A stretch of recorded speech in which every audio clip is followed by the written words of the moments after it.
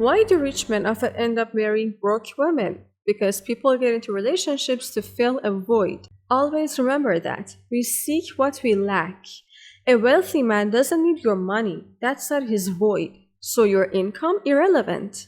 A man with a rich mindset doesn't chase wealth through others. He's already full. But a man without that mindset, he'll try to use your money to fill his gap. Same thing with value.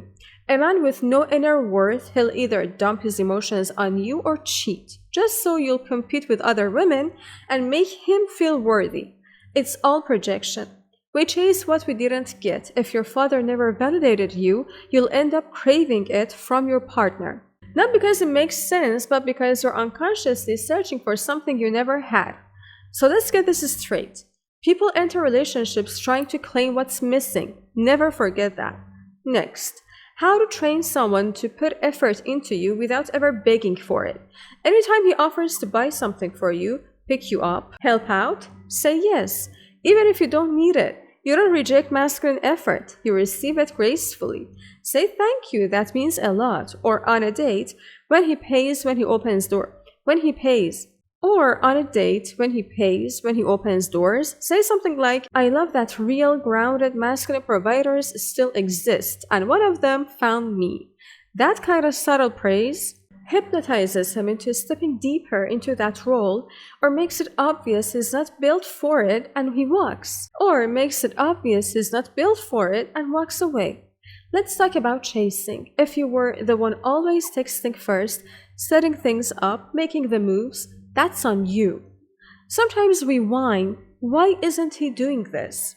Well, maybe because you picked a man who was never meant to do this, who was never going to show up the way you needed him to. But instead of leaving, you stayed, trying to mold the wrong man into the right one, which by the way never works. And then you play the victim and say he's doing this to me, but girl, where's your responsibility? You don't just sit there while someone carves into you and say ouch and do nothing. If he tells you I'm not ready for anything serious, let's just be chill and see what happens, and you stay and you hope you'll change his mind, you're signing up for your own heartbreak, because if he wanted to, he would. If you wanted something serious, you wouldn't have to convince him. He would show up. As a woman, your time is sacred.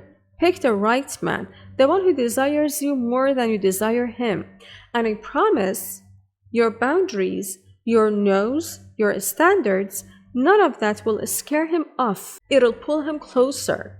Let's talk social media. Why doesn't he unfollow the hot girls? Why doesn't he post you? Simple. If he adored you, he would. Happily. If he's not doing it, it's because he's not fully chosen you yet. Period. And when I go on blind dates and ask, would you be willing to unfollow your flirty female? And when people go on blind dates and ask, would you be willing to unfollow your flirty female friends for your partner? They always say, depends where the relationship goes. If it's serious, then yeah. Like what? So you're waiting to see if you're satisfied before offering clarity, before making me feel secure? That's not how it works. That's someone who isn't ready to give up their options. They're not committed. They're still browsing. You know how someone figures out if you're the right one? When they see you show up with loyalty at level 10. Only then maybe they'll offer it back. Backwards and dangerous. Next red flag. Every time you ask for help and suddenly it's, oh my god, my phone got stolen. Someone hit my car. My whole life exploded that day. I couldn't text you back 98% of the time. It's a lie. I've seen people stage messy rooms just to send a photo. Look, I couldn't help you. My room was a disaster. One corner is messy, the rest is spotless. That's effort, but not to help you, to excuse themselves. If he talks a lot about money but never spends it on you, if he disappears when you need him, if he says sorry but his behavior never changes, there's danger. Let's talk about boundaries. Every request he makes doesn't have to get a yes. You don't have to say yes to things you don't want to. The moment you start making exceptions, you lose leverage. The only people you make exceptions for are your child and your family, period. Now imagine he's rich, but when he wants something like you wearing something specific, meeting him somewhere that feels off to you, And when you say no, he's shocked. That man used to using money as control. He doesn't want a partner, he wants obedience. He thinks money is enough to keep you. Like he can buy your time, energy, presence, but it's never really about buying and selling. It's about safety. So the moment you have nothing left he wants, he disappears because there is nothing left for him to purchase. And sometimes we enter relationships afraid to lose them, but let me rewrite your nervous system real quick. You can't lose what you never truly had. How can you lose a love that never existed? If you're scared of losing the happy moments, the memories, the bond, ask yourself, if this connection is real, why are you suffering so much now? Maybe you've been living in your head this whole time, justifying him, while he's out there doing things that hurt you. So go ahead, break the illusion. Cut the cord. Even if he calls once a week, even if you see him once in a while, it's not love. It's a trap. And if a man wants to be in your life, you better do 3 things. Provide for you financially, protect your peace, and encourage you to be fully yourself.